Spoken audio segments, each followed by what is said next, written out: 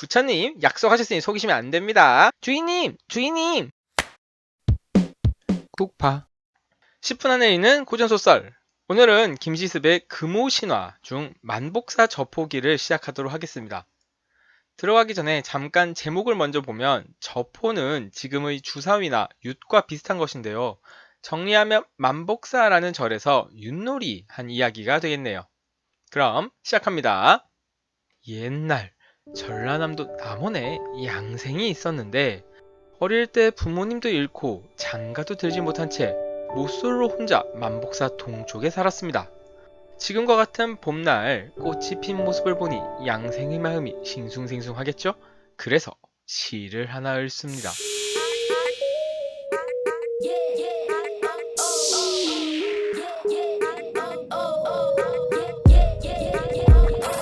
내 외로움 달래는 백꽃 하지만 그래도 난 괴로 이 밤 언제나 난 홀로 내 인연 도대체 어디 경나니.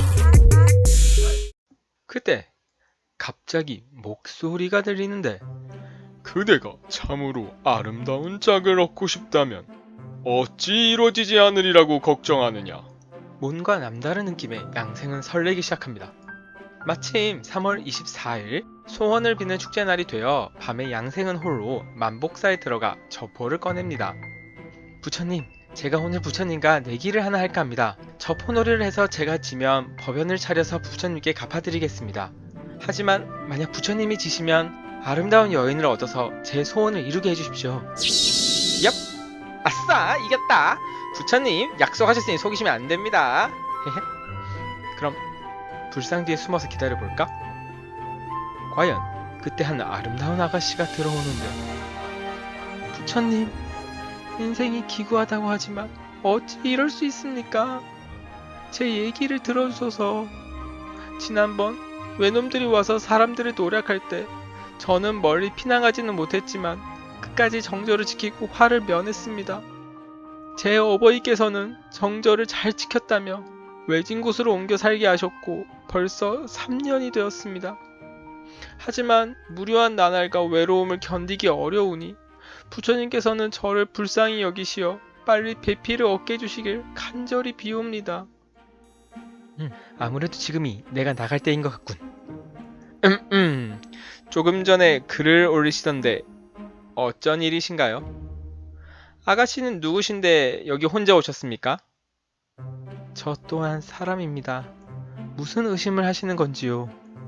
당신은 좋은 배필만 얻으면 되시지 않습니까? 이름을 묻거나 당황하지 않으셔도 됩니다.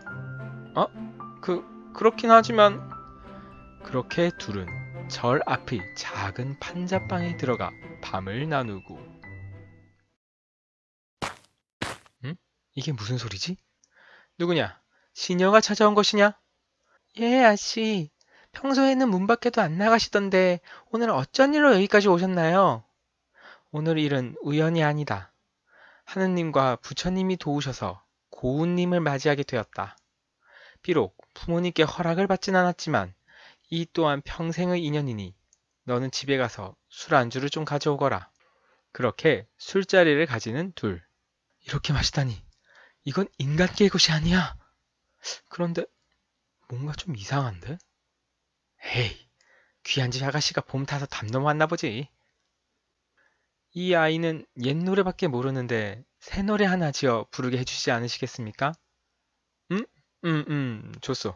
자, 불러보거라.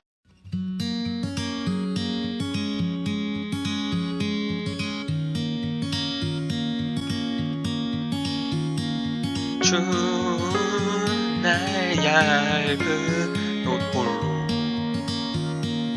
아쉬워 지내던 그 세월 나 홀로 눈물 짓던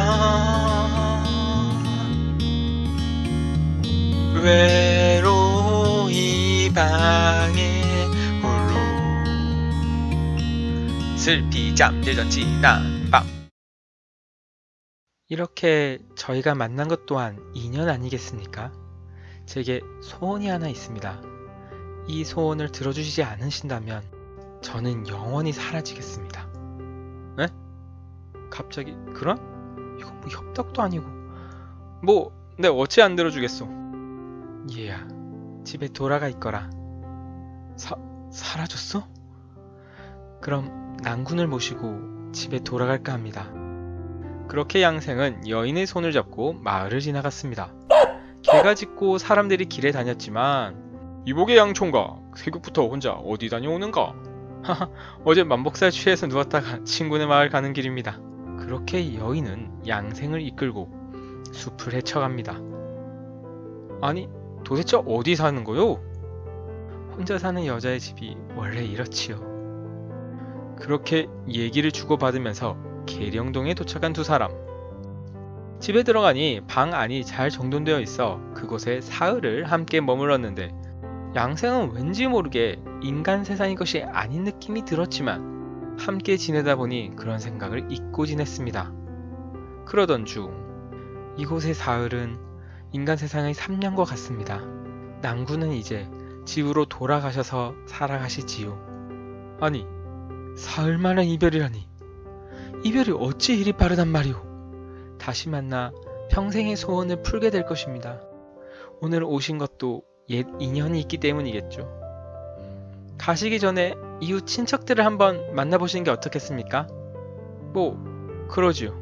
그러자 시녀가 이웃을 모이게 하고 친척 처녀 넷이 왔는데 모두 귀족집의 따님들이었습니다. 이들은 양생과 함께 모두 시를 지으면서 밤을 보내다가 잊고 술이 달 헤어지게 되자 여인이 은그릇 하나를 내주는데 내일 저희 부모님께서 저를 위해 보련사로 오실 것입니다. 당신이 절 버리지 않으신다면 보련사 가는 길에 기다리고 있다가 저와 함께 절로 가서 부모님께 인사드리는 것이 어떨는지요. 그러지요. 다음날 양생은 어제 얘기한 대로 은그릇을 들고 보련사 가는 길에 기다리고 있는데 과연 어느 귀족집에서 딸의 제사를 지내려고 수레와 말을 세우고 보련사로 가고 있었습니다. 그런데 길가에서 하인이 양생을 보더니 주인님! 주인님! 아가씨 장례 때 무덤에 묻은 그릇을 벌써 누가 훔쳐갔습니다. 그게 무슨 얘기냐? 저 사람이 들고 있는 은그릇을 보세요. 주인은 그 얘기를 듣고 양생에게 가고 양생은 어제 일을 그대로 대답합니다. 그러자 내 슬아에 딸 하나만 있었다네. 그런데 외구에 의해 2년 전 목숨을 잃었지. 경황이 없어 미처 장례도 제대로 치르지 못하고 계령동에 임시로 묻어두었다가 오늘이 되었지. 그래서 이렇게 명복이나 빌어줄까 해서 가는 길인데 자네가 정말 그 약속을 지켜주겠다면 내 딸과 함께 같이 와주게. 그렇게 시간이 지나자 여인이 도착했고 둘은 함께 절에 들어갔지만 사람들은 모두 여인을 보지 못했기에 양생의 말을 믿지 못했습니다. 함께 식사나 하시지요. 저 그녀가 함께 밥을 먹자고 합니다. 여봐라. 여기 어서 상을 차려들어라. 이윽고 상이 나오고 여자의 모습은 보이지 않는데 수저 소리만 들렸습니다. 그 소리에 여인의 부모는 놀라 탄식하며 양생에게 함께 잠자게 하였는데 밤중에 말소리가 낭랑이 들렸지만 사람들이 엿들으려 하면 말이 끊어져 버렸습니다. 제가 법도를 어겼다는 건 저도 잘 알고 있습니다. 이러면 안 되는 것이겠죠. 하지만 오랫동안 들판에 버림받았다가 사랑하는 마음이 생기고 나니 저 역시 걷잡을 수 없게 되었던 것입니다. 그러다 지난번 절에 가서 복을 빌고 부처님 앞에서 탄식하다가 이렇게 인연을 만나게 되었지요. 저는 당신의 아내로 함께 술을 빚고 옷도 기우며 살고자 했지만 슬프게도 업보를 피할 수는 없게 되었습니다. 우리의 즐거움이 미처 다하기도 전에 이렇게 슬픈 이별이 오고야 말았네요. 이제는 정말 제가 떠날 시간이 되었습니다. 지금 헤어지면 언제 다시 만날지 모르겠습니다. 막상 헤어지려고 하니 말이 안 나오네요. 양생은 물론 사람들이 여인의 영혼을 전송하였는데 울음소리가 그치지 않았습니다. 혼이 문 밖에 나가자 소리만 은은하게 들려왔는데 저승길도 기한이 있으니 슬프지만 이별이라네. 우리님께 비오니 저버리지 마옵소서. 슬프도다 우리 부모 나의 배필 못지었네. 아득한 저승에서 마음에 한 맺히겠네. 소리는 점점 작아지더니 이윽고 사람들이 우는 소리와 구별하지 못하게 되었습니다. 양생은 그 여인이 귀신인 것을 알고는 더욱 슬픔을 느끼게 되어 계속 울고, 여인의 부모는 그제야 모든 것이 사실임을 알았습니다. 자네 말이 과연 담았군. 이 은그릇은 자네가 쓰고 싶은 대로 맡기겠네.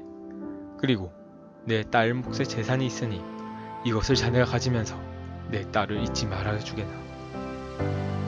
다음날 양생은 고기와 술을 들고 예전 여인의 집에 있던 계령동으로 찾아갔는데, 과연 그곳에는 시체를 임시로 묻어둔 곳이 있었습니다. 양생은 제물을 차리고 슬피 울며 정식으로 장례를 치러주었습니다.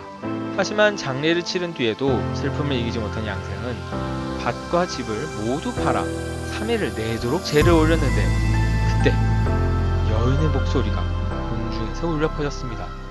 저는 당신 덕분에 다른 나라에선 남자의 몸으로 태어나게 되었습니다. 비록 저승과 이승이 멀리 떨어져 있지만 그 은혜에 감사드립니다.